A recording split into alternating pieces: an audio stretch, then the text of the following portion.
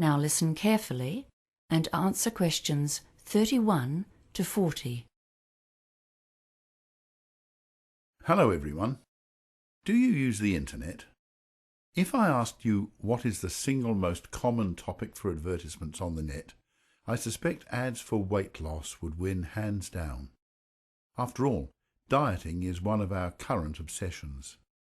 We've all heard of the Atkins diet, the macrobiotic plan, the South Beach diet, the raw food eating plan.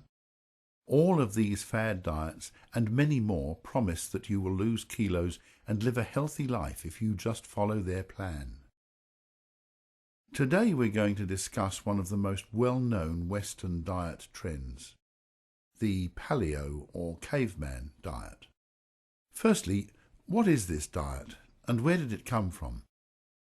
Proponents of this diet argue that we need to return to basics, that is, to what our forebears ate many years ago. They say that our bodies are not well suited to digest complex carbohydrates such as grains and legumes. We should be eating a hunter-gatherer diet, rich in lean meat, fish, nuts and berries, and without wheat, oats or other grains that came into our diet after the invention of agriculture. Sounds logical, doesn't it? But let's look a little closer. The first question to ask about the caveman diet is, what did our ancestors actually eat?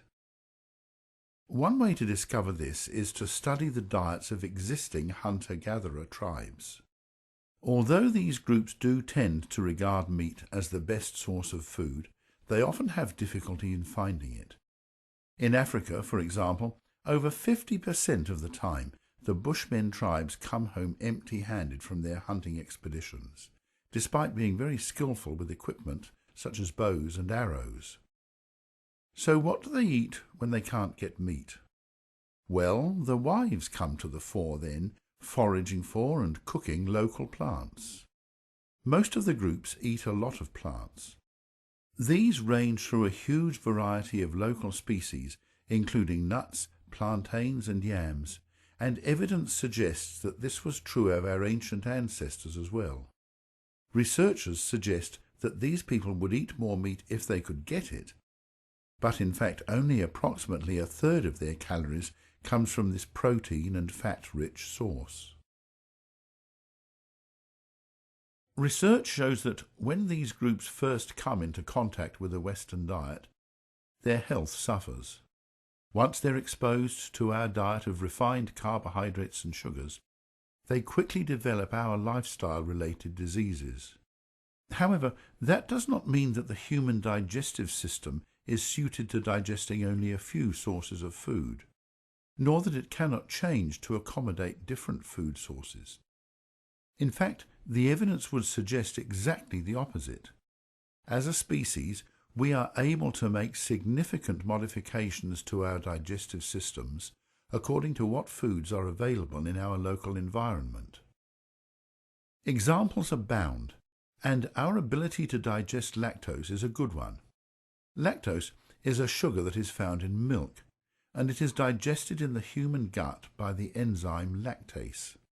In communities in Europe, the Middle East and Africa that traditionally herd cattle and drink cow's milk, this enzyme is present and people can digest milk products. However, in places such as China and Thailand, which do not have this style of farming, the enzyme is lacking, and most people have lactose intolerance. Another example is the ability to digest the sugars from starchy foods. Communities that eat a lot of these foods have saliva that breaks down starchy foods before they reach the gut, whereas other groups have more difficulty in getting nutrition from high-starch sources. In fact, if you look at indigenous cultures around the world, there is a huge variety of successful diets. The Inuit get nearly all of their energy from high-fat sources, such as seal meat. The Jains in India have religious beliefs which prohibit eating any living thing, including eggs, but which do, however, allow for the consumption of milk products. Other groups eat mostly fish or have an insect-based diet, depending on locally available sources of protein. So the idea that our caveman ancestors ate one homogeneous diet and that if we follow this we can all be healthy would seem to be an oversimplification. Diets are the result of complex cultural dietary practices. People can and will eat just about anything. So, if we can eat a variety of diets, is there anything actually wrong with following the caveman diet? Well, firstly, on a practical level, it's an expensive way to get your daily calories. Few of us can afford to satisfy all of our energy requirements on a diet which depends on lean wild meat and nut oils. A few carbohydrates provide a cheap, filling and substantial energy boost for most of us. Secondly, a diet which includes a large proportion of red meat may not be good for our long-term health if our bodies are adapted to a sedentary lifestyle and a plant-based diet.